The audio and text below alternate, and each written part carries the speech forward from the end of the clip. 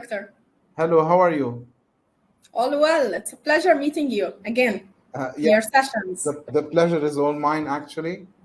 Let me just... Assalamu alaikum. Wa alaikum salam wa rahmatullah wa barakatuh. Ahla wa sahla, akhaid.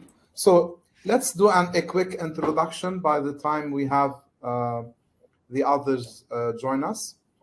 I think most of the people know me from this channel. We used to run all the time advisors webinars, and sometimes we did that in collaboration with Gulf Downstream Association, whom we are partners of. So welcome everybody. I welcome every participant who decided to join us and hopefully benefit. We are happy you are here with us today. So I'm gonna introduce myself very quickly. I'm Dr. Saadi Adra. I run advisors. We have an office in Egypt, another one under establishment in Saudi, and we have a corporate, and we operate in many countries in the field of consulting, training, education, and outsourcing as well. We are very happy and proud to be associate members of Gulf Downstream Association. Then I'd like also to introduce Iman Daibel, okay, joining us from Bahrain. Iman is a friend of ours. She's one of the good professionals we are proud of in our region. Iman is a strategy implementation professional, and she's also a portfolio management professional, plus other credentials. So if you like to welcome the audience and tell us a bit about you quickly. Sure, Doctor. Thank you so much. So basically, good evening, everyone. My name is Iman Daibel. It's not the Abel. Okay, so basically, I'm leading the Transformation Management Office at BBK. It's one of the largest banks in Bahrain. I'm handling the strategy formulation and execution, as well as the performance management. Basically, we are developing the portfolio of projects. We are monitoring all the strategic projects there.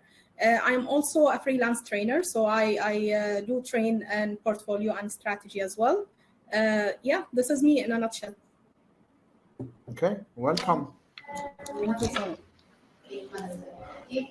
Good afternoon, Antonio. Hello. How are you? Hi, Sally. Sorry, I've been a bit crazy busy. It's been very busy. I was with the founder of Airbnb. Okay. So a lot of stuff going on. But anyway, I'm happy to be here. Okay, you're welcome. We were nice just to see you all. welcoming Iman, and now I'm welcoming Eid. Eid is from Saudi Arabia. He works at the Ministry of Municipalities and now Housing as well. Okay. And to meet you and good to see you. Thank you. Eid, welcome. If you like to introduce yourself quickly to our audience, please. Thank you for offering this. Eid is also portfolio management professional, okay, which is our topic today. Thank you. Eid al-Bugami. I have professional certification in project management, balance scorecard, portfolio management, and in the academic side, I have a bachelor degree in computer engineering, executive MBA, as well as currently preparing my DBA in business administration. I have almost 15 years of experience, mostly in projects and program management, and currently in the Ministry of Municipalities and Housing, working in the Vision Realization Office, as you know, overseeing the ministry's strategic and initiatives under the Vision 2030. Okay, you're welcome. Thank you. I see here one of the participants, Professor Hiroshi Tanaka. I would like to especially welcome him. Dr. Tanaka was one of my reviewers for my PhD thesis, and he's an international authority, very well known across the world. So welcome. We are humbled by your presence, Dr. Tanaka. Thank you, Eid, very much. I'm happy you joined us. I know the Ministry of Municipality and Housing has one of the most challenging visions and initiatives in the kingdom, and they keep you working 16 hours per day. So thank you for being with us. And also, I'd like to thank you to welcome my friend and partner Antonio Nieto Rodriguez, who's very well known. He's our world champion in project management, and he's the author of the latest Harvard Business Review project management handbook. So welcome, Imad. Plus many more. If I'm gonna welcome Antonio, is gonna speak about. Antonio is gonna take us all night. So welcome, Antonio. And I'd like to welcome Imad Mhaysin. Imad is the director in Jazan at Aramco, but he's also the chairman of the Gulf Downstream Association Project Management Committee, which I'm a member of. So Imad, in this perspective, you are my boss here. Welcome, and thank you for hosting us, for hosting all of us collaboration together for this episode 21. Before we start our moderation and our discussion, Imad has an opening, if you like, words to say to us. So please. السلام عليكم. شكرا أخي العزيز دكتور سعدي. First, I would like to say good day to all ladies and gentlemen. Our pleasure. We are happy also today to host the conversation episode titled "What is the relation between portfolio management and strategy implementation?" And this is one of the series that the Gulf Downstream Association, the GDA, has been holding in the last few years. The GDA is a non-profit organization that was founded by 5 founding members: Saudi Aramco, Kuwait National Petroleum Company KNPC, Kuwait Petroleum International KBI, Bahrain Petroleum Company Babco, and ADNOC. And currently, the GDA has more than 60 organizations and enterprises part of the GDA. Thank you very much, Dr. Saidi. I am the chairman of the Project Manager Technical Committee, where the GDA has another 9 technical committees. I have no doubt today that we'll enjoy this great conversation between excellent and exceptional speakers, and I hope that we will gain and add value in this conversation. Without further ado, Dr. Saadi, I would like to leave the floor to you for this, to moderate this session, and I wish you all the best of luck. Thank you very much, Imad. Also, my dear friend. Nice thing about working together in GDA. It's really, you don't feel it is a family. It is a family. So our brothers and sisters there, and we collaborate and had lots of interesting projects and initiatives. And we ran several videos, by the way, while people were waiting. But I'm sure our friend and director Raj will at the end, he will do a closing session and we'll discuss some of these as well. So would you like us to start? Okay. Now, before we start this session, we're gonna talk about the relationship between portfolio management and strategy implementation. And like usual, we like to start with a couple of polls. So I'm gonna start the first poll just in a second. Okay. And in the first poll, actually, you can see it. If you are using a phone, you have, I think, to flip a page or something. Mustafa can help you in the chat in that. And you need to, you don't write 1, 2, 3, or 4. You have to select. So do we need portfolio management? This is the poll, and there are 4 answers. It's a new topic. Organizations have been doing success without it before. We don't need portfolio management. This is the first choice. The second one, portfolio management can be substituted by traditional strategic planning. Okay.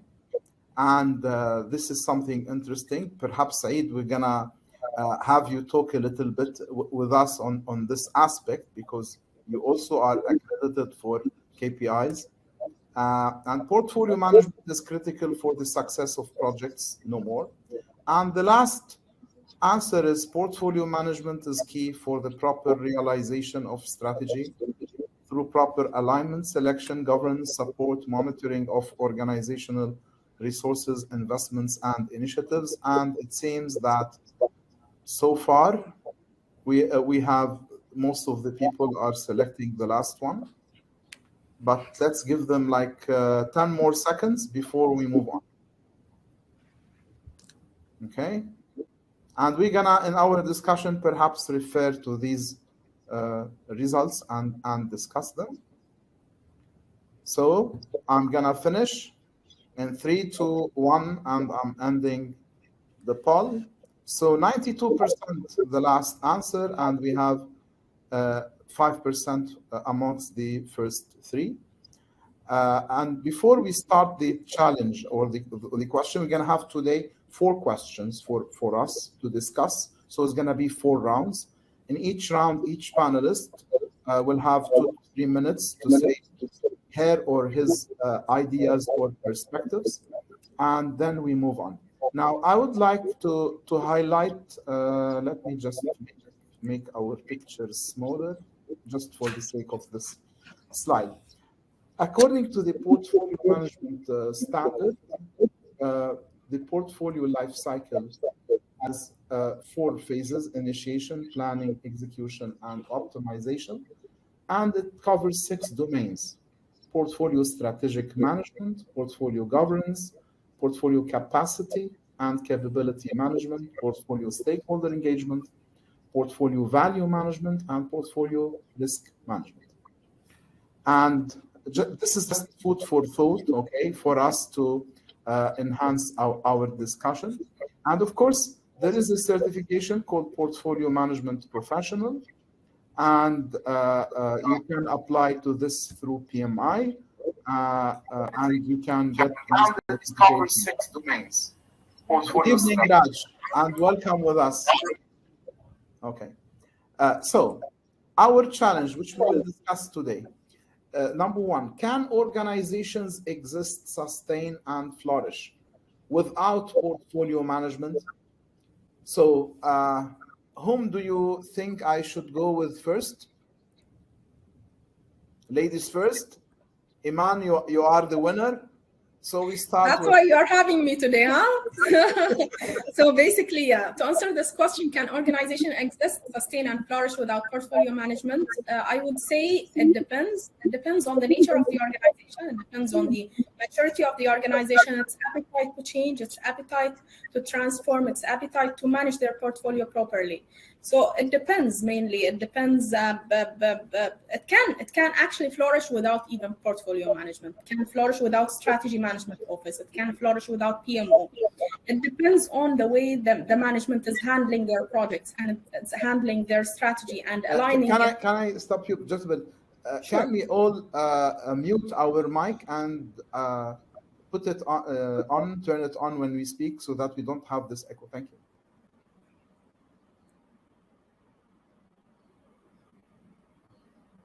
Please, Iman, continue. So some organizations' sizes, for instance, it doesn't really require a portfolio management office or a PMO or a strategy management office.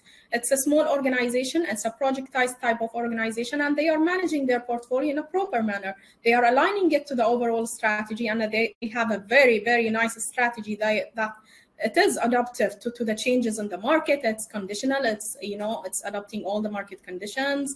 It's and it's flourishing. So it really depends. We can't really have, a yes or no. And this particular question, I believe it depends on the organization and the management and how it handles the project's portfolio and strategy. So your perspective is that this is highly situational, depending on the type of the organization, maybe the type of industry, what they are doing. And what I've seen all over is that irrespective of the term, it's the functions that are important.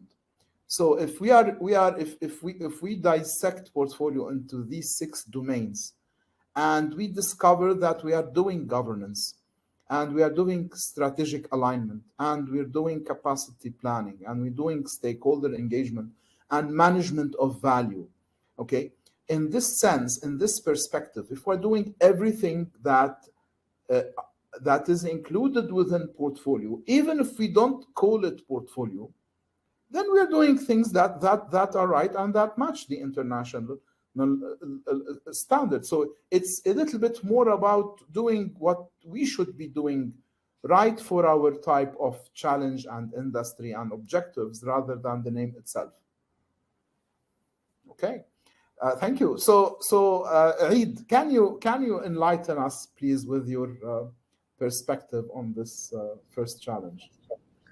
Actually, you covered most of what I was planning to say. The only thing that I can add is that, and I can support you in this, is the function more than what exactly the name of the methodology that we are using.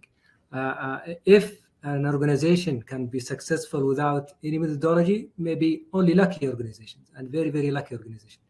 And I can question if they prove that they have been successful in doing the business.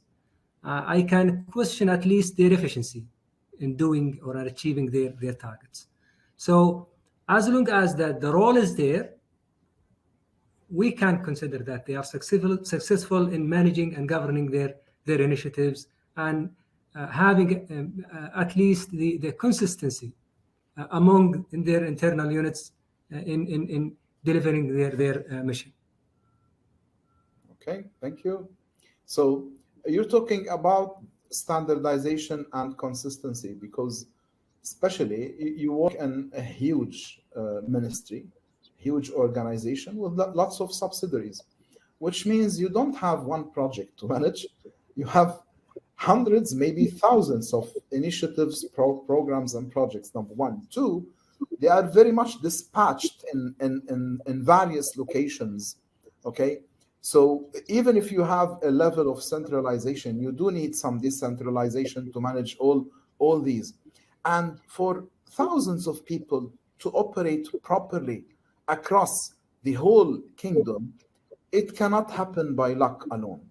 It has to be through a system, through some sort of standard and unification. Hence the governance aspect, which is key to success. So if we have this, if we have a proper governance on how our project managers are going to manage our projects, even if we don't call it portfolio, then we have some of the ingredients of success, as I understand from you. Okay. Now, Antonio, let me tell you a secret about Antonio. Antonio, when he was back the chairman at PMI, okay, he was one of the first people who started to introduce the concept of project management, not to project managers, but to CEOs and to organizations. Hence, portfolio management, because you see, one thing that whenever I speak about portfolio, I like to make it very clear in a simple manner. Projects are temporary. Programs, though long-term strategic, but also they are temporary. But for portfolio is something permanent. Okay, so there is a difference, which means portfolio is more organizational than tactical, or than it's more strategic. It's a function within the organization, not at the level of the contractor or outside. And Antonio started to spread. I'm not gonna speak more. Antonio, please tell us more about this and about the topic of portfolios. Sure, Sadi, and I think you were going to say what I was going to say, so that's very good. I agree with the comments. I think when you see today the number of projects that companies have, based on a research for HBR that I did, has doubled the amount of projects that organizations are doing. So it's important that the they have a solid portfolio management practice that is kind of the referee in the organization on which projects to invest. Do we have capacity? I think that's one of the most fundamental questions I've been asked. Before 5 years ago, project managers were calling me, listen, Antonio, I have a problem with this project. Then PMOs were calling, listen, I don't know how to. Today, CEOs are calling me, saying, Antonio, I don't know how many projects we have. Or Antonio, we have 1,200 strategic initiatives. How do I manage that? Right? So I think a big role for today for the portfolio manager is being the referee, being the person who, or the group who really prioritize initiatives, makes the tough decisions about how much can we invest, where do we allocate the resources. So that one is key one. It's in the agenda of every CEO today, just because of the project economy and all these things, and the fast changing and all the digital. And the second big area, which I think it's important, is simplification. I think portfolio management, I've done that for 10, 15 years. It can lead to bureaucracy. And the last thing that we want in project management world is that we're seen as bureaucracy. I think it's all about adding value. How do we add value? It's by being simple so that everybody can understand, and that by bringing value, right? Engaging stakeholders, delivering the strategy of the organization, the transformation, the digital transformation. And that's where I think we need to focus. We need all the rest. We need process. But that's not what we need to show to the people. Your stakeholders, they want to see the value, how you make your life easier, how you help them prioritize in their day-to-day jobs. If they have 5 projects, where do they put the time, right? So I think we're moving into more tangible thing. The basis is really the standards, but what people need is much more intangible. Very interesting. So to wrap things up around this point, maybe I can conclude from all what you have said is that if we have a really large organization and focus should be on value, on sustainability, on benefits. And in this perspective, when the amount of initiatives, projects, programs, whatever, even operations are really large, then we might have a problem in terms of resourcing. And for us to be able to identify where to put the best resources, we need a mechanism, a clear mechanism that we all agree upon to prioritize our initiatives, our programs and projects, and put the top resources for the most strategic, most important projects. So it reminds me in marketing about something they call the rule of sacrifice. Because I would like to refer, Antonio, also to your focus book, the old one, okay, which you started from, very important, that if you do everything as high priority, you're not going to succeed in anything. So portfolio has a great and tested mechanism to solve specifically this aspect. Anything else you'd like to speak about this point before we move to the second point on strategy implementation? Anyone? Okay, we are good. So great, let's move on. By the way, for the questions by our audience, please write them down, and Mustafa is helping me. He will be collecting them, and at the end, we're gonna have around 30 minutes for Q&As, and you can ask any question to any of us, and we'll happily answer it. So to move to the second challenge, I'll just turn on again the okay, now we have the second poll. So the second poll, let me turn on the second poll.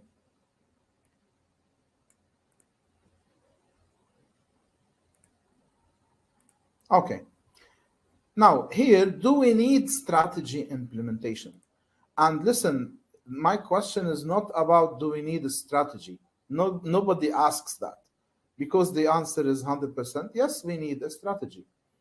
But do we need strategy implementation framework, strategy implementation roadmap, strategy implementation plan, okay, to actually realize this strategy? And here we have 4 answers that Strategy implementation, a perspective can say it's already covered by balanced scorecards and widely spread KPIs. Another perspective is strategy implementation is the same as strategic planning. So it's enough, don't complicate and get us too many buzzwords, Antonio. And number 3, strategy implementation is already taken care of by the operation people. So why should we worry about it?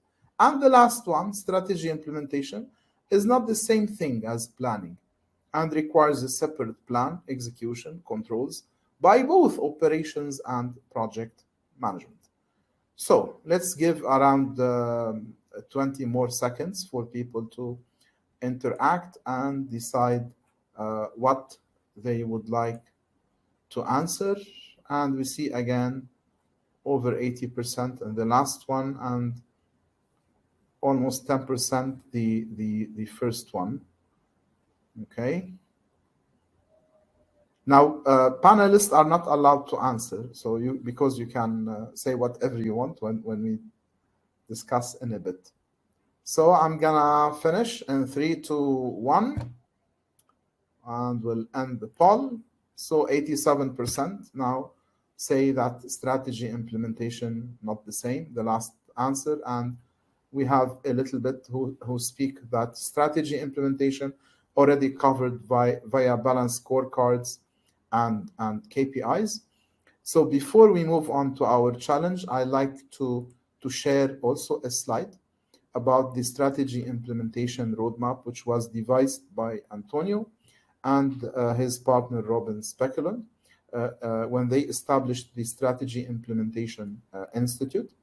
And it speaks about several aspects. It speaks about 7 modules: leadership excellence, financial value, business model, stakeholder management, culture evolution, employee engagement, and tracking performance. And perhaps when we start the discussion, Antonio might enlighten us, or maybe Iman, because you are both SIP.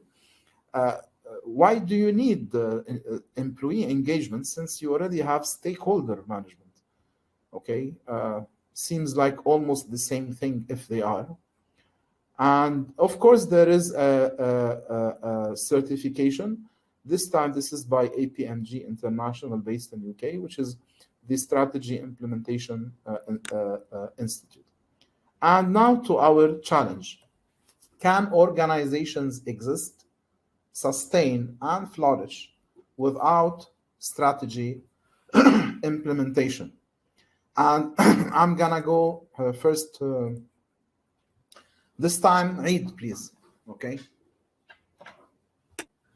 To be honest, I don't think that they can flourish because the strategy implementation, if we think about, let's go back, talk about strategy first before we go into the implementation methodologies and mechanisms. Strategies usually are dreams, nothing tangible. Once they are set and people will realizes what are the gaps in their current business, what is their future in terms of the development that they need, and they put it on paper and they sign for it, they still need a proper mechanism or a structured way of delivering this dream into tangible things, all that will create value to the business. Here where the strategy implementation kicks in. And we can cover later the involvement of portfolio management, but as we are talking about the strategy implementation, we need a proper, let's say, delivery or execution to this strategy.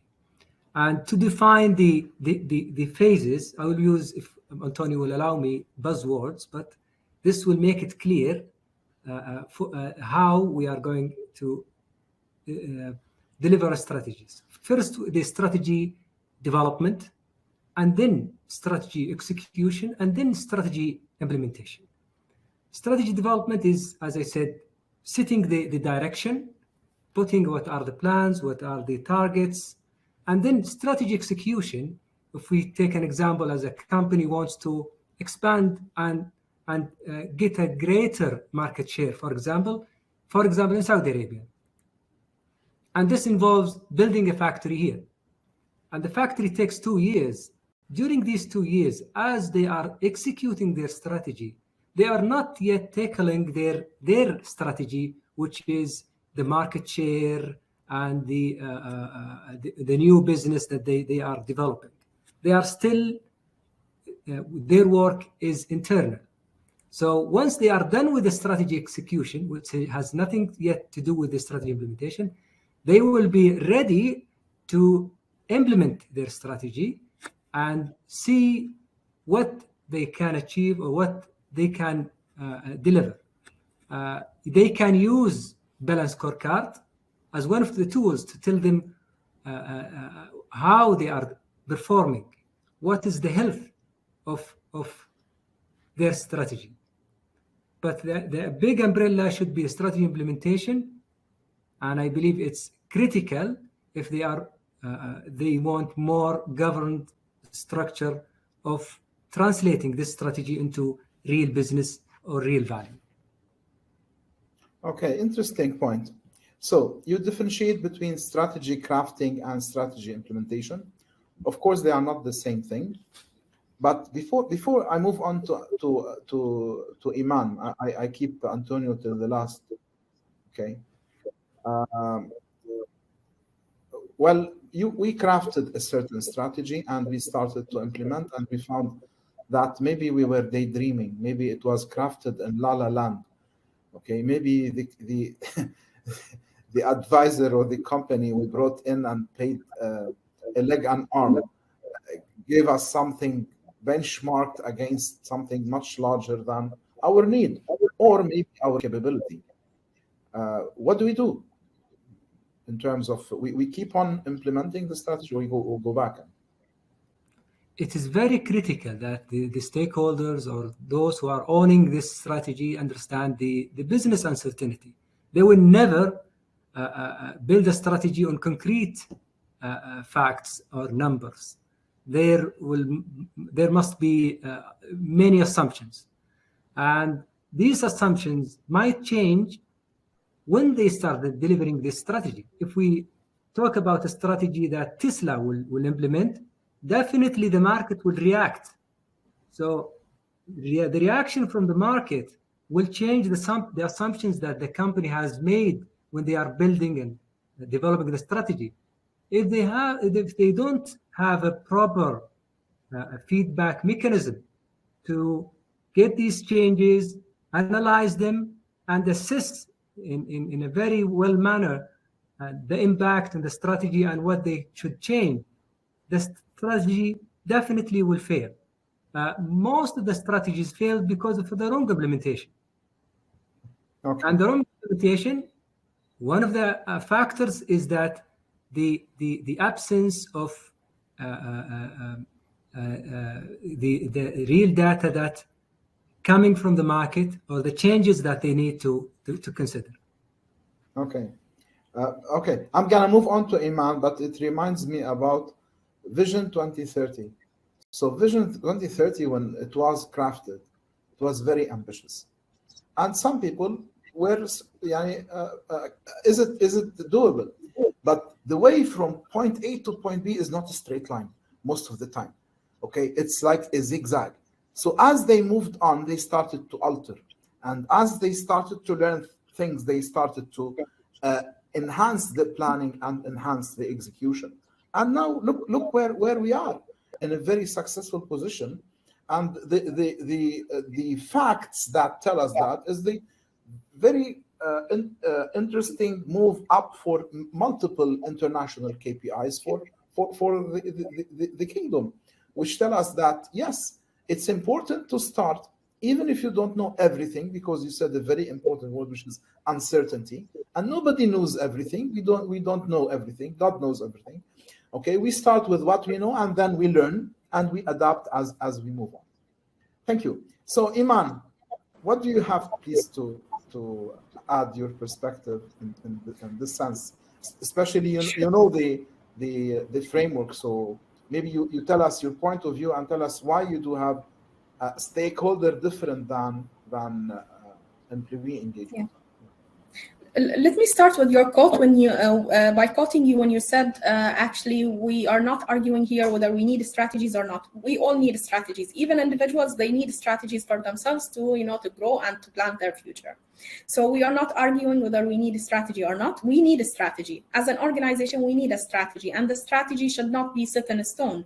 It should be adaptive. It should be agile. It should respond to market conditions and market changes, because we are responding to uncertainty as well, as clarified by earlier. So how do I define the strategy implementation, first of all? Because the question was around, do organizations flourish without strategy implementation?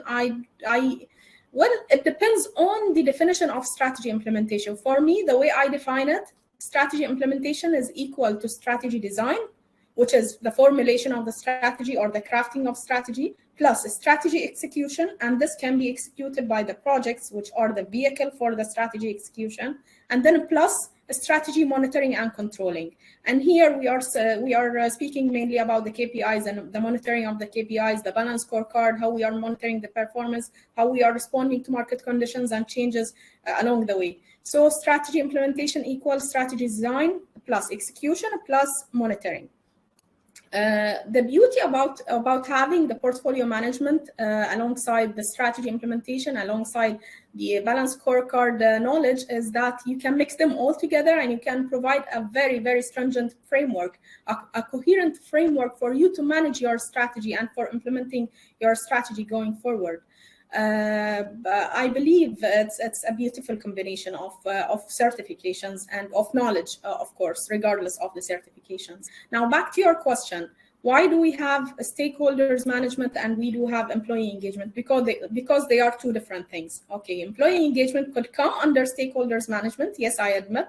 However, stakeholders management is more wider. Employee engagement is for your employees in particular, because you need to engage them along the way, and you need to make them part of the strategy implementation. Now, earlier in the early days, we encountered a problem. Strategy is for the top only, and no one is aware of the strategy. It's a confidential document, no one is aware of it, and everyone is executing it, but they are not aware. Now, with the balance scorecard, for instance, you are tearing down your strategy. You are cascading your strategy further, and everyone will know about it, apparently. Because you have the tier 1 objectives, which are the corporate objectives, and then you have the tier 2 objectives, departmental objectives, and then you have the individual objectives as tier 3 perspective. They are aligned. They know that they are contributing towards your strategy. They are adding value to your strategy. They can even calculate the monetary value that they are contributing with. That's why you need employee engagement. You need to engage them along the way. You need to make them part of your strategy. While, of course, the stakeholders management, for instance, here we are speaking mainly about the communication part. We are speaking about the different stakeholders that are involved in our strategy, including external and internal stakeholders, people who are relevant to our strategy and who might impact our strategy and who might be impacted by our strategy. So we need to consider those stakeholders as well, including our competitors, let's say. Our rivals in the market, we need to consider what they need, what they are producing, how we are responding to whatever they are producing, how we are, crafting our strategy or amending our strategy in order for us to cater for the changes that they are handling. So this is the part of the stakeholders management. I hope that clarifies, but Antonio can correct me on this, of course. I'm not gonna say any comment now, because you started to answer the third question, which is the integration between both, Iman, and I cannot agree less. So I pass the flag to Antonio. I think, Iman, you did a great job, so I will not repeat that, but it's really, really great to see how much you understand strategy and all the elements. So perfect. I think when we set up the strategy implementation roadmap, and so we were aware of the balance scorecard, and the balance scorecard is great, but it mostly addresses the operational part of a business, right? It didn't cover the project side, and that's what we felt that was missing. So I think for me, the strategy implementation roadmap provides all the elements that we need to consider on top of portfolio management, as you can see in the roadmap, we don't really talk about portfolio, but we talk about elements that matter to be successful in strategy, like tracking performance, like business model, like culture, things that usually you don't see in some of these more practical standards like the portfolio management standard, right? And for me, strategy implementation is what you've said, both of you, there is an important element. The short-term part of any organization is the operations. So we need that. To deliver your strategy, you need to consider your operations. So the challenge is we need to do the operations right, which is usually the KPIs and the short-term, the quarterly, the yearly. So those people are part of the strategy too. It's not just the projects and the transformation. That's the midterm and the long term. So as strategy and implementation professionals, we need to understand how we can incentivize, control, monitor the operations, plus the change, which is the projects, the programs, the portfolios, the transformation, the new technologies. And that's what makes it really challenging. And but I agree with what was said about setting the strategy, crafting the strategy is also fundamental. Today we talk a lot about agility, right? So having agile strategies where you can iterate and continuous adjust if needed, it's an important element that we also need to consider when we talk about implementation. So in total, the strategy implementation roadmap came to sort of have more inclusion. It has the leaders, and the leadership, they have to do in many cases things they are not doing today. Like I know Antonio always asks this question for these CEOs: how many hours in a month do you spend on implementing the strategy? It's a critical question, and many of them don't like to answer it. But these questions that make us feel bad, usually they contain the key to transformation if we actually address them. So it was highlighted in the standard and in the various components that leaders have to live by this strategy, be role models. They have to work on it, to spend time on it, to do more communication with all types of stakeholders from one side, but employees or the staff, let's say, from middle managers and even below, these are the people, if their activities were not aligned to realizing the strategy at the operational side, day in, day out, it will never happen. It will just be high-level objectives that we wish to achieve. I'm going to move the discussion to more on the relationship of projects and operations in the next challenge, to see how we can benefit and start to compare between a strategy implementation framework and portfolio management domains, whether we need both, we need one, or something else. Any idea you'd like to also add before we move to the next one? Okay, are you happy? Fine, okay.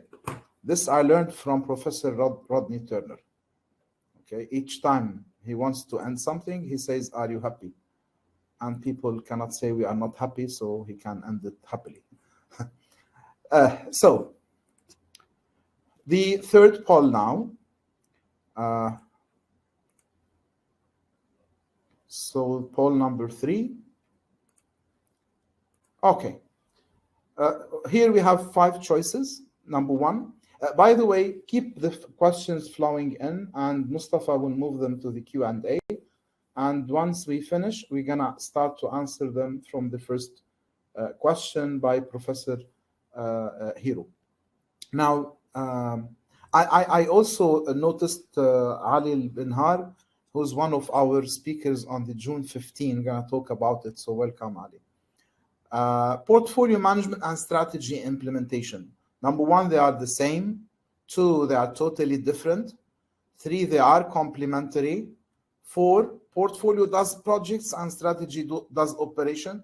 Let's not step on each other's feet, Antonio.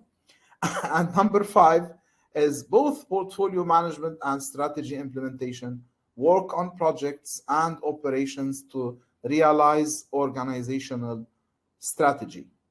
And we see some answers coming by, so let's give it like 20 more seconds for everybody to be able to answer.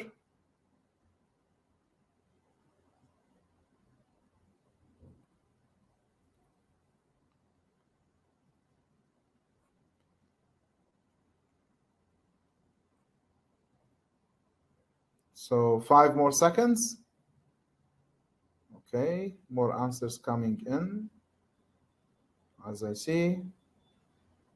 And I'm gonna end it now. 3, 2, 1. Okay. So 77% says that they both work on projects and operations to realize. And the second answer is that they are complementary, 12%. And then the rest on the others. Well, to me, these two answers are right. They are complementary, I believe. Okay, but let's do the discussion and see your point of views on that.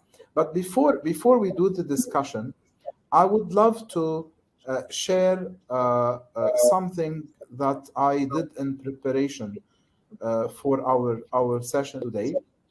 So what I did, I took the strategy implementation framework modules, put them up, and I put on the side the portfolio management domains, and I tried to see each one of these modules and domains. Do they do the same thing? Do they intersect? And when I saw that they do almost the same thing, I gave it green, maybe dark green or lighter green. If, for example, this is something totally mentioned like culture evolution, for example, okay, mostly focused in the strategy implementation, it's not addressed in the standard. Now, when we say not addressed in standard, this does not mean that the standard is not capable of doing it. Okay, I was just trying to look a match between the domains and the modules. Maybe I'm wrong because this is a perspective. Maybe something which is yellow could be green or red, but this is a perspective just to help us compare these things together. So whenever there is red, this means it's covered almost only by the other module. Now, I can share this with you, Antonio, Iman, and later on for you to criticize it. I know this is the first time I show it. Okay, I'm not gonna suggest you include it in version 2 now of the body of knowledge, just to ignite our thinking again. And our challenge: how do we integrate operations and projects in order to realize organizational value? We came to the value thing now. Okay, so how do we integrate operations and projects? So let me start on this challenge to realize the value. This time, let me start with you, Antonio, if you can allow me, please. What's the question, Sadi? I like what you've done there. I like that the answer of the participants, you were spot on. I think they're both complementary. It's not one or the other. I think this is, the audience, the 129 participants, you're really very good in understanding the difference. And I like what you presented, Sadi. I think it's something that I had not thought about, but seeing the gaps, the complementarity. For me, there's a natural evolution from portfolio management to strategy implementation. It's a bit of a career path, right? It's I've been project manager, program manager, PMO director, portfolio manager, and then I've seen how strategy implementation allows me to have that bigger picture. But all the things that I'm building from project management, from program, from portfolio are very useful. But I need to switch as a strategy to understand better the business, the KPIs, the targets. How can we make them? And how do we combine projects, programs, strategic initiatives together, right? So I think it's a nice comparison, Sadi, and I think that the audience is really smart. Okay. Thank you, Antonio. So with respect to operations and projects, okay, how do we work with these two in terms of strategy and portfolio management? Are they enemies, projects and operations? You know, my experience, I started as a project manager, but I also did a lot of sales work, business development. Hence, after over 20 years, when I did my PhD, I did it investigating the relationship between business development and project management, between something which is operational 100%, something which is tactical or which is temporary, which is the projects. And when it comes to realizing the strategy, who are the people required to realize the strategy, the operations or the projects? Because Iman, in a bit before, she said, we realize the projects through, realize the strategy through projects. Okay, I think this is part of the answer. So what do you think, Antonio, before I move to Iman? I think I see the point of Iman about projects are the strategy. And one of the most brilliant small quotes that I received was from the chief editor of Harvard Business Review. He said, Antonio, your projects are your future. And I think that's the future of organizations are the projects. The better you manage, the better you select, the better you implement your strategy. But this is mostly midterm, long-term, right? We still need to survive in the short term. And that's where I think you need to have that focus more on the operational part. And that's what I said. It has to be also part of the scope of responsibilities or reach or the activities that we perform. We cannot keep an eye. Remember, some organizations have 60-70% of the people working in operations. So you cannot just ignore that. For me, everybody working in a company is part of the implementation, everyone, regardless of what we do. And that's, I think, what makes successful company. When you see, I was having dinner yesterday with the founder of Airbnb, and he would just basically, everybody, even the people who are hosting houses in Airbnb, considers part of the strategy, right? And it's just very operational. It's just renting one room for a night or a house. So yes, I think a great point. Thank you. So Eid, what do you think, Eid? Since your organization, you have a huge operation and very large initiatives, okay? So you have a plenty of both. Tell us, how do you manage these two together? I think the strategy and their related initiatives and projects will shape how operation goes, but they will not overlap each other. Yes, you can go, for example, to the HR and look at what you can projectize in their work. For example, if there are talents in the organization or in the ministry that we want to develop, set up a very clear career path for them and very strong development program for them in terms of their technical expertise or their leadership skills and competencies, we can projectize this. That is one way of improving their performance. However, we cannot cover all the operation because it will be inefficient to manage every aspect of operation from a project perspective. It is more waste of resources more than the value that we can generate from that. Structuring it, having deliverables, milestones, you can literally, from a document perspective or an APM perspective, you can develop that in a project charter, but you cannot get the value that will add to the business.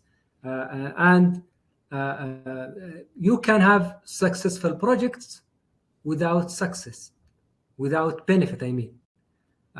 You can deliver a project on time, within the budget, but no one will use it. no one will benefit from it. So again, the strategy is affected by the operation. It is very critical to set up the right KPIs that the measure the operation performance and see whether it is in line with the strategy that we are implementing. And we, based on that, change on the direction that the operation should go if we think that this is not helping us in the strategy. Sometimes we go to some units and sign them on SLAs so that they can abide by the requests or the time that they need to finish their work. It's not an activity within a project, but it is at the same time a time-bounded activity, like what they have in a project, but it's not a project. So having such strong connection between operation and projects is very crucial in the strategy success. Excellent point. Thank you very much. I'm gonna jump to Iman on this to please tell us your perspective as well. Sure, Doctor. So let me elaborate on what I said earlier. I said projects are vehicles to deliver strategy, but they are not the only vehicles. There are the KPIs as well, which are part of the operations as well. So the way we are developing this in our bank, for instance, we are taking both the KPIs, the operations, and we are taking also the strategic initiatives. So we are implementing that by leveraging the balanced scorecard framework as a framework. And then we are cascading that further. So we are integrating all of them all together. The strategy implementation framework, as well as the balanced scorecard framework, as well as the portfolio management framework. We are integrating all these things together. We are making them complementary. We are, speaking. They are speaking to each other, and we are translating that into operations and into projects as well. So we are not limiting ourselves only to projects while delivering the strategy. We are also speaking about the operations, and we are collecting KPIs, and we are monitoring those KPIs, and we are also updating those KPIs if needed. So basically, yes, by all means, strategy is not limited to projects. A strategy is both projects and operations. Very, very good point. Indeed, actually, in our next session in June 15, we're going to speak about portfolio management and managing benefits, okay, which is like episode 2. It's the continuation of our discussion today, and believe the points raised here will make our job harder in that session, so that we can start from them. Now, the last question, I'm gonna go quicker now so that we try not to exceed the 90 set minutes, although I have a reputation to keep, Antonio. Okay. Yes. So polls, reset the poll. Yeah, let's start with the last poll. Okay.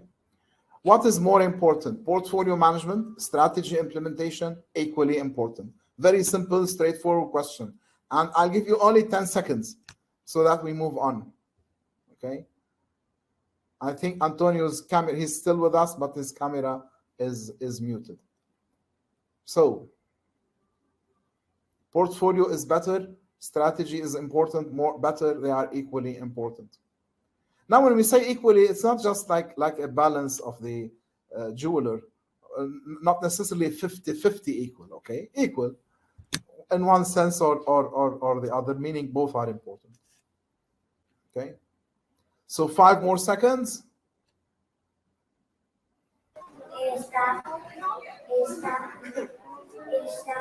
Thank you. Okay. And I will end the poll now. So equally important, around 80%. Then strategy implementation, and last portfolio. Now the last part of our session. Let me also make ourselves smaller. Antonio, can you mute your mic a bit? Thank you, because you are in open space. So if you look at this famous triangle that we have a vision, mission, organization, strategy, and objectives, and Previously, we used to look at portfolio management, program management as a separate management, and high-level operation and planning separate. Then portfolio manages programs and projects, and then we have management of ongoing operation.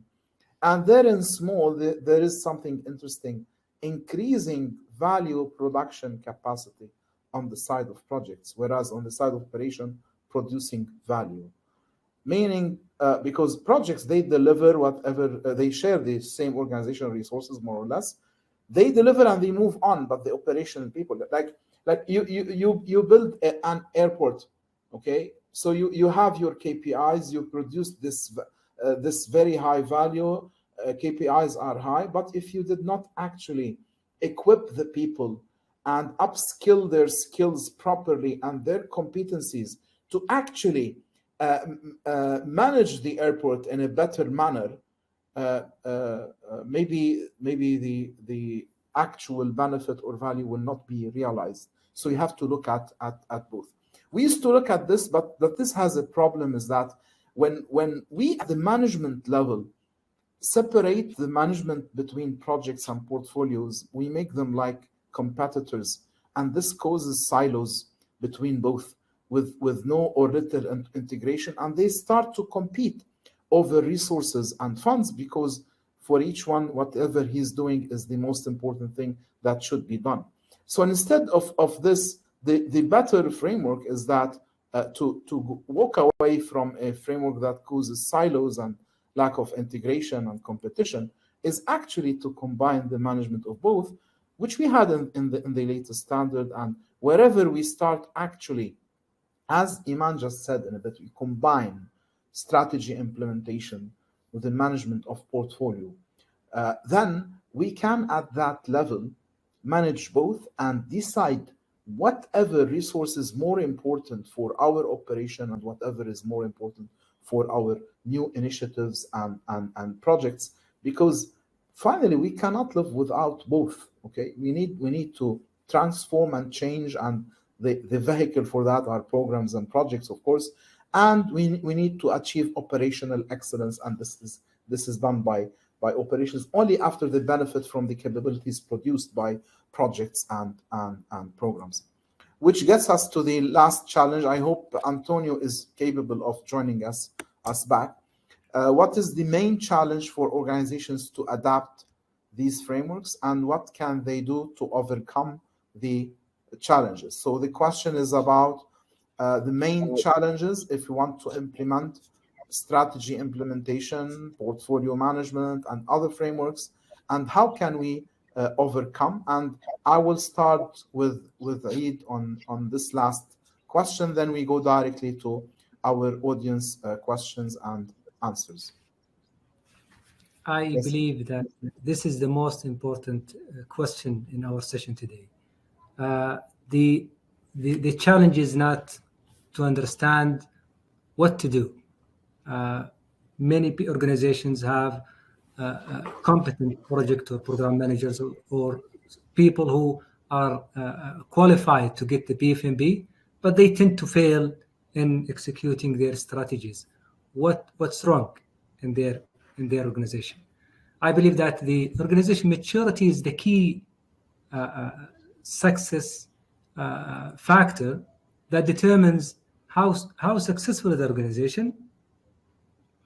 And second, the competency of the people owning this strategy. If, for example, this portfolio manager or the person in charge of the strategy implementation, his competency, his readiness to drive the organization forward. If we can describe portfolio management and strategy implementation, I can put it as an example like a private jet. If you get the PfMP or strategy implementation, you own now a private jet. You can fly anywhere in the world, but you cannot take off simply because other challenges around you, some of them weather, some of them the stakeholders. There are no-fly zone. the worst case scenario is that you might come across territories that you will shoot you down. Why? It's not that they are challenging the methodology, but because they question the time, or when should we adopt it? Are we ready to adopt it or not? This is very crucial in managing any change in organizations, because once we talk about a project, we talk about something most likely new to the organization, new in terms of what it will bring or what it will change within the organization. So laying down the foundation in terms of the communication, engaging the stakeholder, making sure that the organization adapts or ready to adapt to these changes will make the strategy more probable to succeed. If we come to an organization that is very mature, the structure is clear, we can say that maybe 80, maybe 90% of portfolio managers or the strategy implementation experts will succeed in implementing the strategy. But in other immature industries or organizations, you will find that only maybe 20 to 30% only succeed in their mission. What created this big change or difference in success rate is the readiness or the understanding of what are the let's say the capabilities that we need to change the strategy and engage the key people in the organization to adopt it. Once we think about portfolio management, we cannot look at it in isolation of projects and programs underneath and the capabilities of the project managers. In the ministry, for example, there are project managers that manage projects in the north border. We will never visit this, and there will not be time to visit every project around the kingdom. So we depend on that competent person on reporting the facts, assessing the risks around the projects. So, for example, if a contractor that he becomes aware that he's struggling with a project not within the ministry, with somebody else, and figure out that this is like a domino, it might affect the organization later on, and alert the people around it, and so that we give it more attention. It will be too late to react later on once the project fails. So it is layers of capabilities that they need to build within the organizations so that we can say that this portfolio manager is successful. It is at all layers critical to make or to assign the right people at the first, and to give them the support so that at the strategy level, we can read the relevant information, the accurate information, and we can take the right decisions, and we do not end up with the situations that we have garbage in, garbage out. Excellent. Thank you very much, Saeed. I have like a very interesting thing to share, but I'd like to take Iman's perspective, then I share it, and we start to take questions from our audience. Iman, your call, please. I think, just to summarize it, I think our main challenge here is that we are hostages of terminologies. We are hostages also of credentials and certifications. Whatever is there in the market, we want to take it and we want to grab the knowledge. Knowledge is not a problem, but the problem is that if it becomes like, the credential and the certification without having the application into perspective, we don't practice what we are, studying. And this is the main problem. This is the key challenge that we are facing today. We are having a lot of certifications, we are having a lot of frameworks, and we lack to integrate and we lack to combine all these frameworks, and we lack to put them into perspective when it comes to application. Our problem today is that many organizations are going to big consulting houses to deliver their strategies and to develop their strategies. But in terms of implementation and execution, they fail big time because they didn't formulate it in the first place. Someone else has formulated that for them. So this is one of the key challenges that we are currently encountering in our society and in our, corporate world. Having people with the certifications without having the proper application. Practice is the key going forward. I think when we practice things, when we put our knowledge into perspective, and when we integrate, when we customize, because frameworks are there to guide us. They are not there to dictate how, the way we work and how we think about things. So basically we customize and then we tailor, and then based on the appetite of the organization and the maturity of the organization, we deliver. This is the key to success in my view. So to sum up, you both spoke about the maturity of the organization, and you highlighted integration, and Eid spoke a lot about the capabilities of the individual. It's not enough that you take a certification.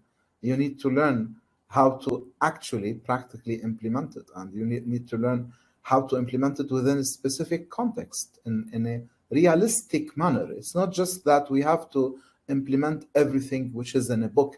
It's not being fanatic for a certain framework, but rather loyal to whatever serves the objectives of our organization. This should be the focus. And here also I like to highlight an idea that came to my mind because of what Eid was saying. What's like rephrasing what he said is that the hero, who's the hero, the individual or the organization? Well, my friends, as a conclusion, if we are going to talk about portfolio management, if we're going to talk about strategy implementation, later on managing benefits, digital transformation, and so on, the hero can never be the individual. The hero is the organization. So the maturity, when you talk about maturity of the organization, it only happens when we have mature individuals, skilled individuals, when we have a good process, when we have a good way of making decisions, okay? When we have good executive support, engaged executives, good leadership, okay? And plus good tools and a way to govern our work so that it is not like, as we say in Arabic, fawrit kazuz, fawrit kazuz, you open the Pepsi and it gets out. Then after that, nothing. No, we want something sustainable, okay? So it's not about doing a big fuss about one thing. It's about consistency. 1 year after the other, this is how we build maturity. It's about learning from our success and our mistakes. Yes, we borrow ideas from these standards. Yes, we speak and benefit from advisors and consultants, but we have to find out ways to implement our strategies ourselves using our own people and empower the people, upskill their look at their competencies and check if they are enough to realize our strategy today and tomorrow. Now, it has been a pleasure. If you'd like to add anything else before I open the door for our audience. Okay, no. Are you happy? Okay, so let's start. And I'm gonna start from the beginning. Now, Dr. Hiroshi Tanaka, he asked a question. I think that in developing a capital investment portfolio in the downstream oil and gas industry, by the way, Professor Tanaka used to be for 40 years the CEO for JGC, one of the 2 largest contractors in the world for the oil and gas sector, and they built many refineries and whatever facilities. Well, welcome back, Antonio. We are just discussing the first question, which was asked by Hiroshi Tanaka. I'm gonna repeat it from the beginning. I think that in developing a capital investment portfolio in the downstream oil and gas industry, balancing projects for oil and gas and those for energy transition is becoming puzzling, because happily the fuel market has recovered tremendously over the past 1 year. What are the current strategic considerations on this challenge in investment portfolio construct, while energy transition should be propelled anyway? Would you like to answer this, Antonio?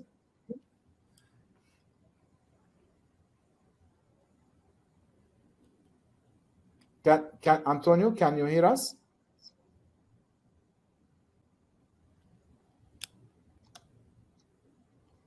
Okay, we wait for your connection to become better. Eid or Iman, would you like to answer this question? Okay, let me give you an idea. Now, of course, oil and gas prices are becoming higher and higher. It's not our topic to speak about oil and gas, but it's our topic to speak about strategy implementation and being adaptive. I believe now the NOCs and the oil and gas companies, they have a surplus. They have now more funds than once they started the year to put their budget, because it's an unforeseen revenue income stream. And hopefully the war will end in Ukraine, but it did not end soon, and things escalate. Oil and gas prices are going to be up and up more, which means in this situation, in this region, they will have more funds, and having more funds means they can invest more.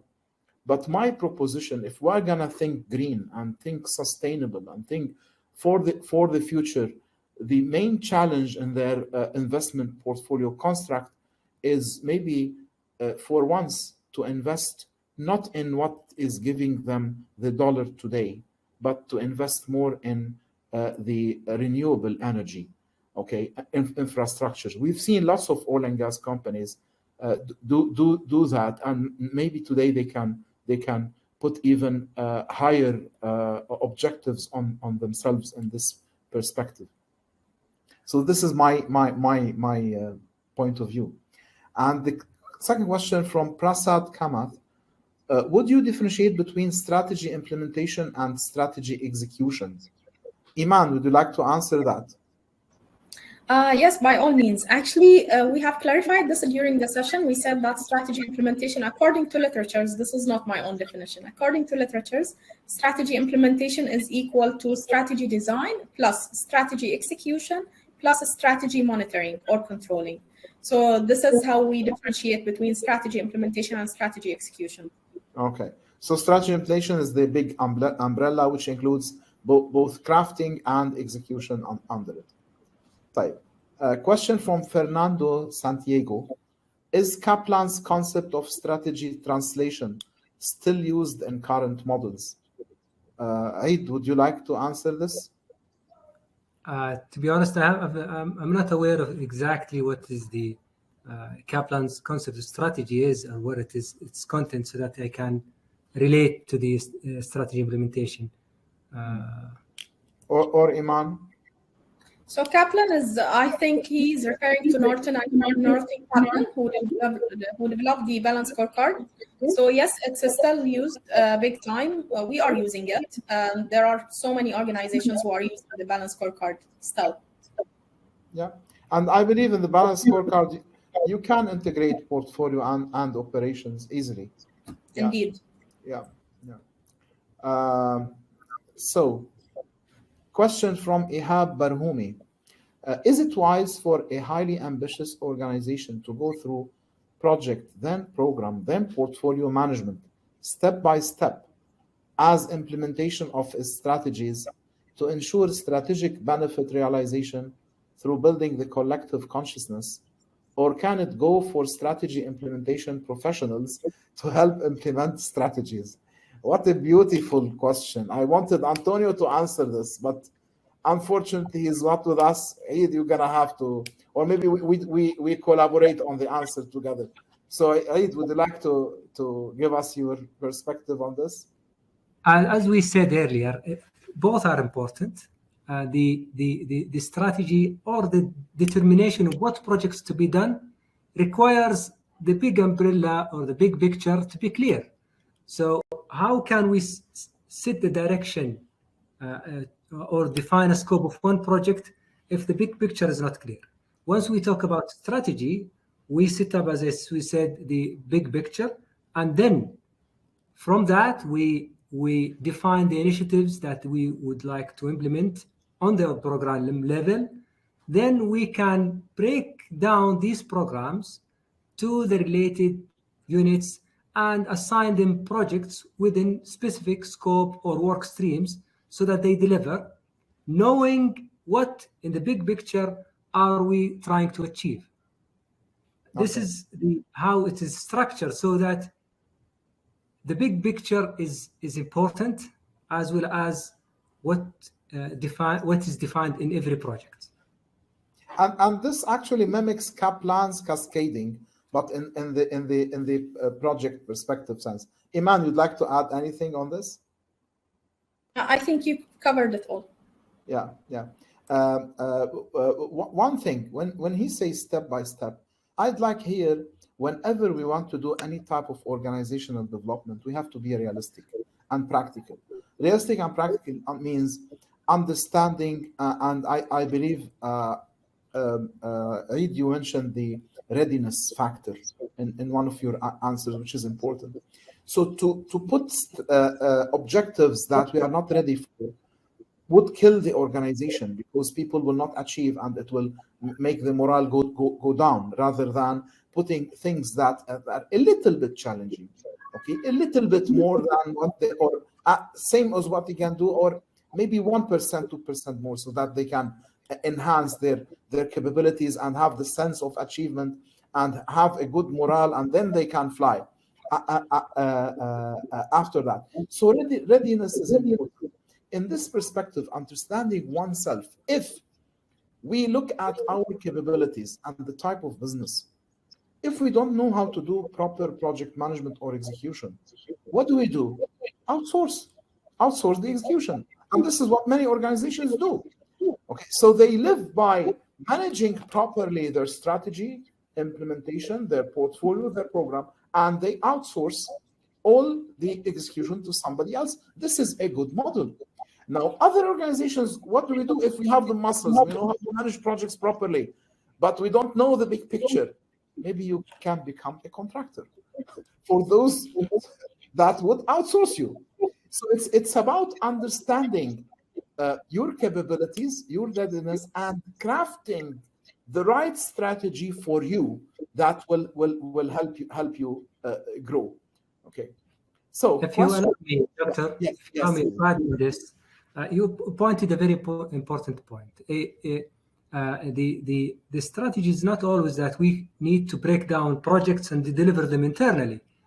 Sometimes we don't have the technology or the competency of the people who are qualified to do it. That's why some companies not subcontract or contract other companies to do, but rather than acquiring other companies. Why Twitter acquire different companies? Because there are special capabilities that these companies have, so that they integrate, and they don't start from the beginning.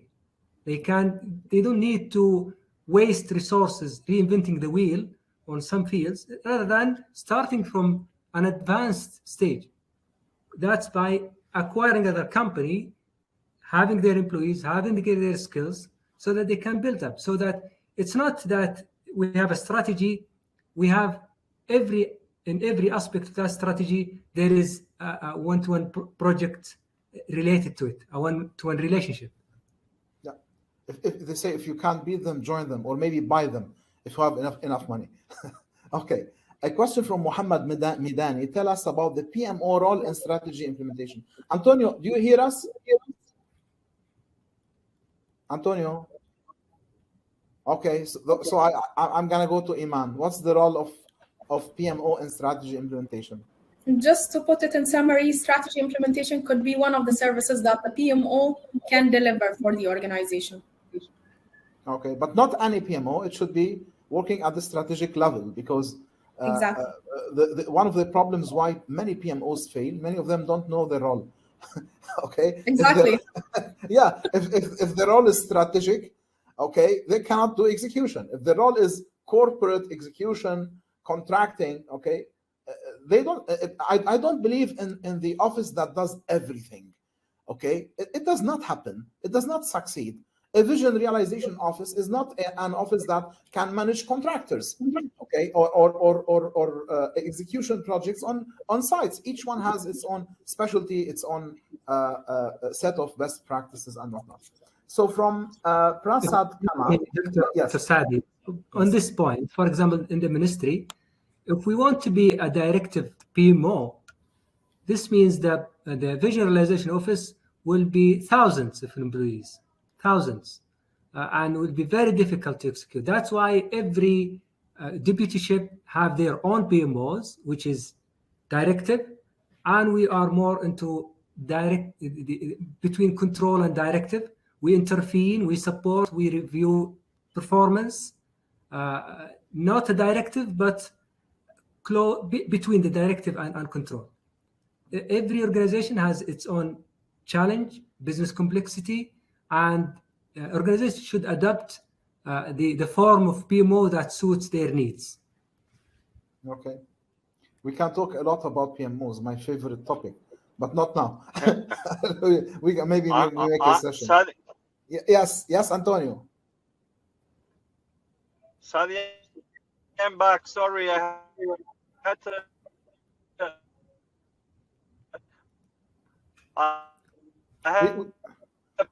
We cannot hear you still, Antonio. We are waiting on the hopes that your connection is better. So, problems. I like what was mentioned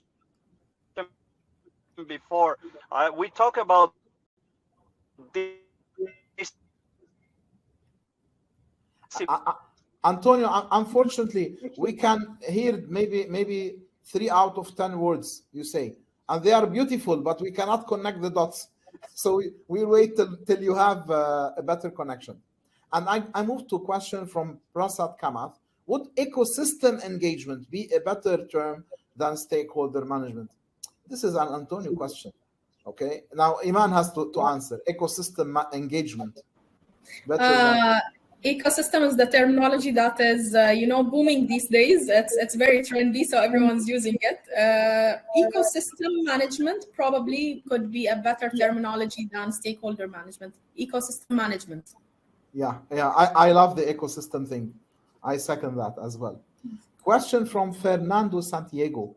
Does it have to be projects or operations? Aren't projects transfer to operation the capability, new changes required to implement the strategy and achieve KPI targets? Let me answer. It is exactly that. Projects do provide the capabilities, do provide the facilities, do provide these, but they don't operate them. They don't run them. They go out to establish new entities, new utilities, new capabilities.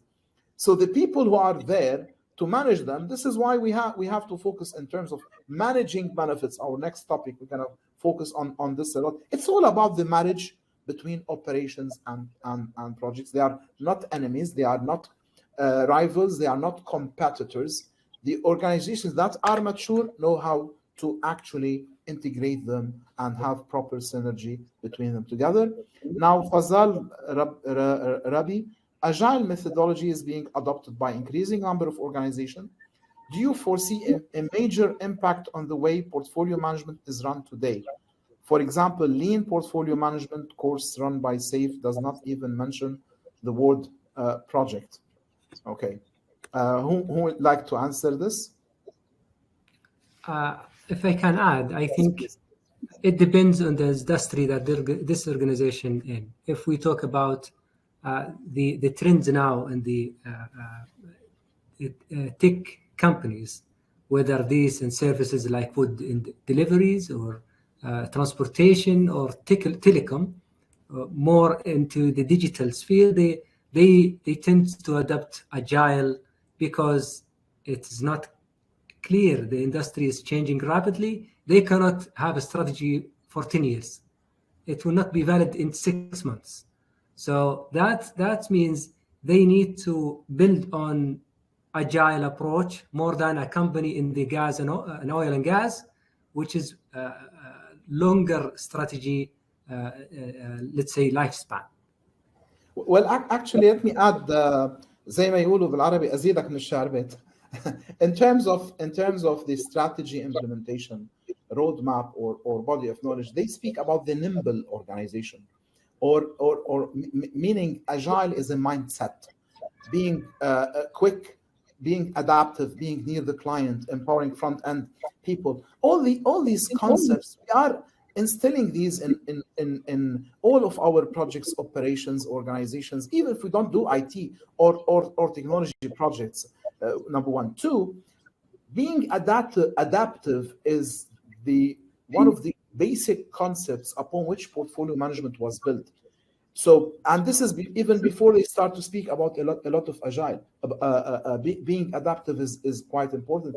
Actually, one of the questions they like to ask in exams in portfolio management: what is the most important thing a portfolio manager does? And the right question is not strategy alignment, it's not resource management, it's not blah blah blah. It is understanding which initiative to kill. Okay, because it's one of the hardest leadership decisions to let go of the things, not because the project or program manager are not good, but because the market changed, okay, and we will be investing in something of the past, and we have to adapt. So this is the concept of portfolio. Now, question from Kimberly Johnson: why the picture of two men when I put, okay, now these are called Farid and the other guy, Sam. Actually, we have men and women in our cartoons, and we use all of them. It just happened that I used two men. Next time, maybe I use two women or a man and woman. No issue there. And Dr. Tanaka, yes, you've been GM, not CEO. Thank you for correcting this. Last question, and we ask our friend Raj to join us for the closing of the session. Question from Samir Jadid: how can we influence the culture of the organization to accelerate the process of implementing portfolio management and strategy implementation of culture? And this requires a session by its own. So if you like each to give me 1 minute, each of you, on the cultural thing to accelerate the success. And very quickly, the culture is what people think or react within each other in the workplace. If the collaboration is the dominant factor, it's easier to build together a strategy or a scope of work. If there are competition, people tend to be selfish. There should be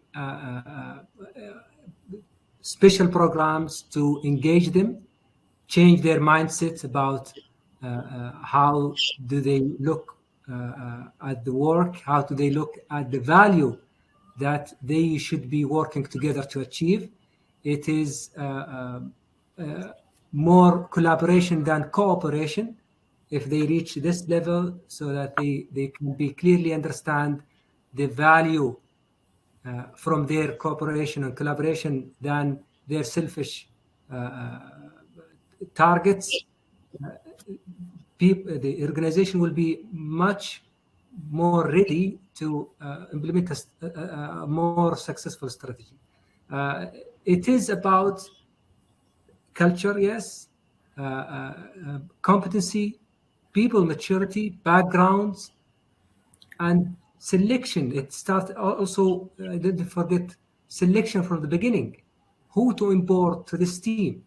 If there is a huge team that we cannot have agreement on, we can select a task force that can lead the work, and other people will follow, that we expect will resist that change.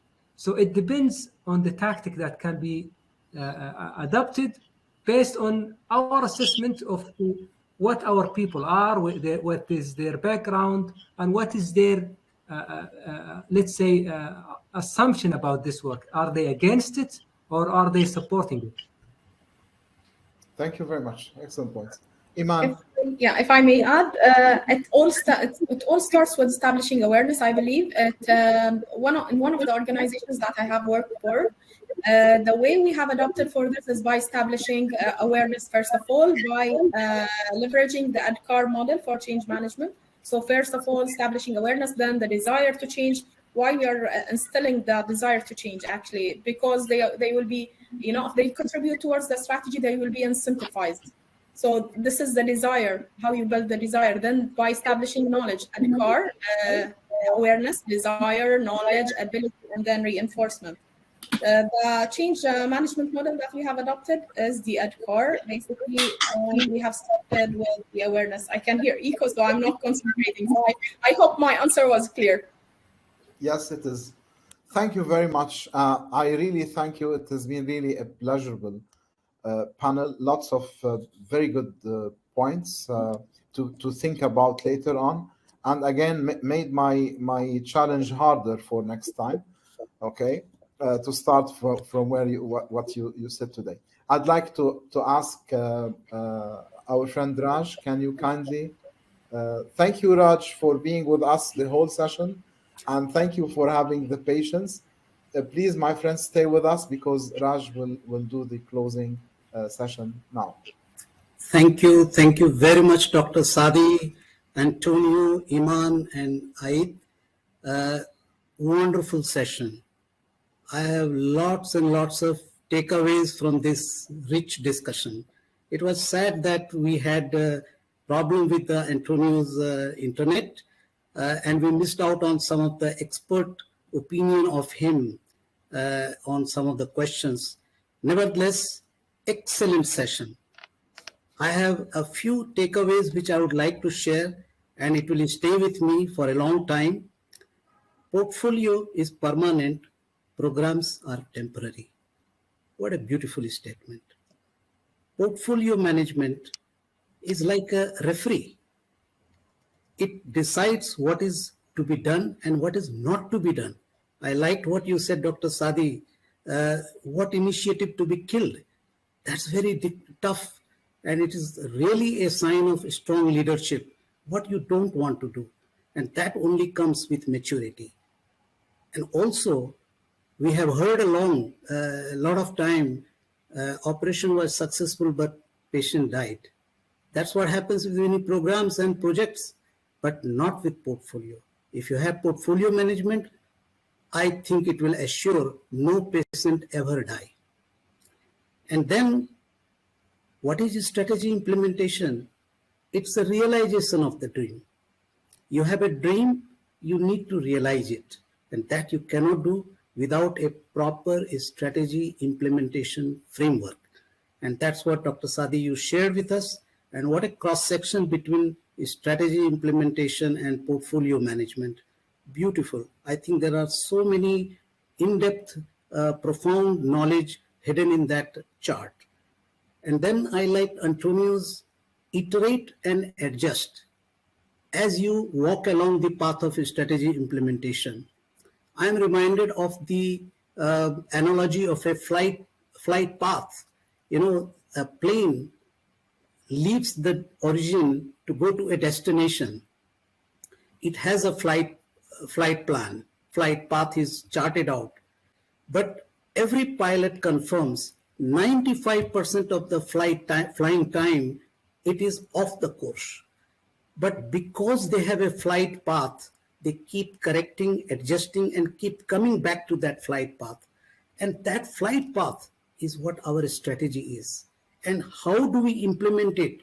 Using all the different portfolio, programs, project, ground management, safe takeoff, and the managing the weather, storm, birds, and finally reaching the destination. I like this analogy to capture the integration between strategy, program, project, portfolio, and not to forget the operation. Of project all the way to strategy is a career path. You graduate from project to program to portfolio and then to strategy.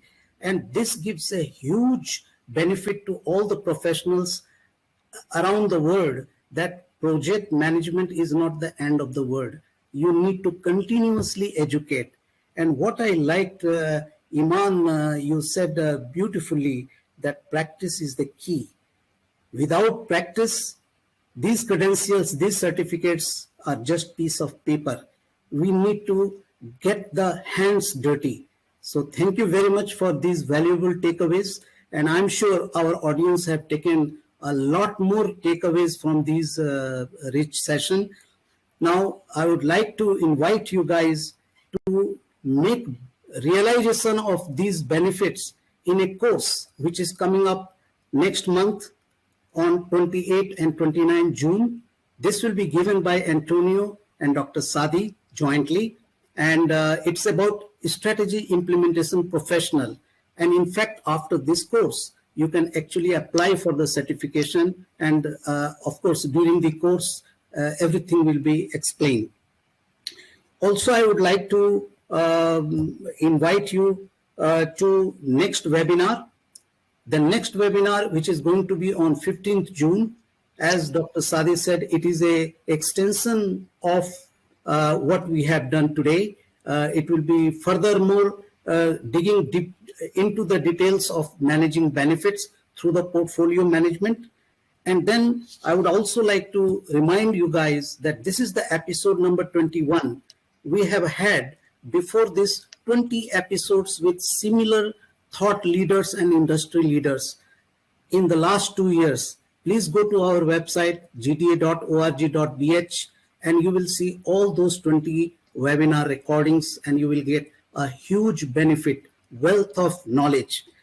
And also, I would like to end this session by welcoming you to join GDA. Please come to our website, see for yourself what we are offering. We have 10 technical committees. We have a unique knowledge hub where every member can collaborate with other members. We have got courses, we have got seminars, and not to forget our biennial conference, which is now planned for the February 2023. And we are all working towards it. Actually, we are building up the tempo for that conference. So with that, once again, I thank you, Dr. Sadi, advisors, the team, your team, Mustafa, and whoever is behind the scene providing this benefit and this realization of his strategy. So thank you once again and wish you all the best. God bless. Thank you very much, Raj. Yani, you put them in an excellent manner that we can take a snapshot, 3 minutes, and make it a video that summarizes everything we spoke about today. You did something perfect. Thank you very much. And we are very proud and happy to always collaborate and be part of GDA family because it's a place to share knowledge. That's it. Okay, and collaborate and network, very much like PMI and other similar organizations that we all collaborate with. So I'm looking forward next to see you all on June 15 in our next webinar, discussing portfolio management and managing benefits. So this is like the episode 2 of what we discussed today. Iman, thank you very much for sparing your time. Also Aid, also Antonio, Raj, and Imad, everybody, stay safe and looking forward to see you in about a month from today on June 15. Thank you. Thank you very much. And thank you, Imad, for opening, giving it a grand opening. Thank you, Imad. God bless. Thank you. Thank you. Thank you very much. Okay. Bye-bye. Bye.